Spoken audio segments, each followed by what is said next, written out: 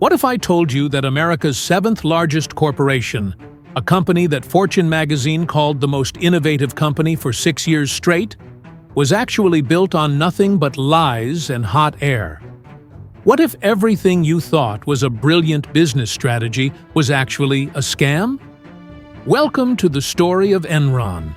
This isn't just about money disappearing. This is about how some con artists convinced the world that they were geniuses. And the worst part? Nobody saw it coming. The rise of Enron. In 1985, two companies merged to create Enron. The man who led this company was Kenneth. He had a vision. He wanted to transform Enron from just another boring energy company into something revolutionary. A company that would trade energy like banks trade money. It sounds crazy, right? But Wall Street loved it. By the late 1990s, Enron had completely reinvented itself. They went from managing pipelines to becoming a trading powerhouse. The company moved fast, broke rules with confidence, and made money appear out of thin air. Enron employees were treated like rock stars. The trading floor was this massive room filled with hundreds of computers and traders on their phones making deals. Kenneth sat up in this palatial office overlooking everyone like a king. And below him was Jeffrey Skilling, the man with the big ideas. Skilling was the one who really pushed Enron to become something bigger, something bolder, something almost impossible to understand. Together, these two created a culture where innovation wasn't just encouraged, it was demanded. Where you had to constantly prove you were the smartest person in the room. And here's where the genius meets the crime. The accounting trick that changed everything. Skilling brought mark-to-market accounting to Enron. Now, this might sound boring, but it's actually the foundation of the entire fraud. Here's what it did. Instead of reporting money they actually made, Enron could report money they thought they might make in the future. Imagine you signed a contract to provide energy for the next 10 years. Under normal accounting, you'd report the profits year by year as you actually delivered the energy. But with mark-to-market, Enron could look at that 10-year contract, guess how much profit it would make, and report all that profit right now. Today, instantly. The problem was obvious. Enron's guesses were always wildly optimistic. And when contracts didn't perform the way they predicted, the numbers didn't add up. So what did they do? They created shell companies, special purpose entities designed to hide billions in debt and losses.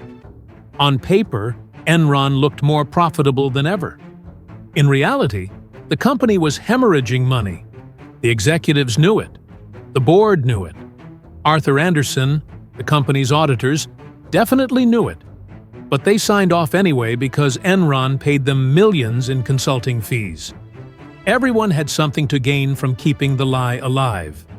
The movie connection.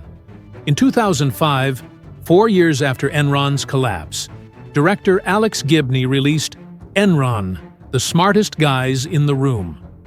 The documentary was based on a best-selling book by Fortune magazine reporters Bethany McLean and Peter Elkind. This film didn't just retell the story. It became the definitive record of what happened. Peter Coyote narrated it with this perfect blend of sarcasm and horror as you watched brilliant people commit terrible crimes. The film won an Independent Spirit Award for Best Documentary and was nominated for an Academy Award. But here's what made this documentary so powerful. It had receipts. Gibney included actual recordings of Enron traders. You could hear their voices on the phone with plant managers. You could hear them laughing about their crimes. Reality check. The documentary was incredibly accurate about the core facts. It correctly showed how mark-to-market accounting was used as a weapon. It accurately depicted Kenneth as someone who seemed genuinely confused about what was happening, or at least pretended to be. It showed Jeffrey Skilling as the brilliant but ruthless architect of the scheme. The film was particularly powerful about the California energy crisis. The film also didn't fully explore how much the auditors and the board of directors knew. In December 2001, Enron filed for bankruptcy. The seventh largest company in America, valued at $65 billion, was worthless. The stock went from $90 a share to 26 cents. Just gone. Overnight. Kenneth was convicted of fraud and conspiracy, but he died before sentencing. Jeffrey Skilling was convicted and sentenced to 24 years in prison. Andrew Fastow, the CFO who orchestrated the shell companies, got 6 years. Their reputations went from genius innovators to the faces of corporate crime. Sharon Watkins, a vice president at Enron, became a whistleblower when she couldn't stand it anymore. She wrote a letter to Kenneth warning him the company would collapse. Lay ignored her. She was pushed aside, given meaningless work, and basically told to stay quiet. The legacy. After Enron collapsed, Congress couldn't ignore what had happened. The American public was furious. How had this been allowed to happen? Where were the watchdogs? Where was the government? In 2002, just months after Enron's bankruptcy, Congress passed the Sarbanes-Oxley Act. This law fundamentally changed how American companies operate. It required stronger auditing, better disclosure of financial information, and severe penalties for corporate fraud.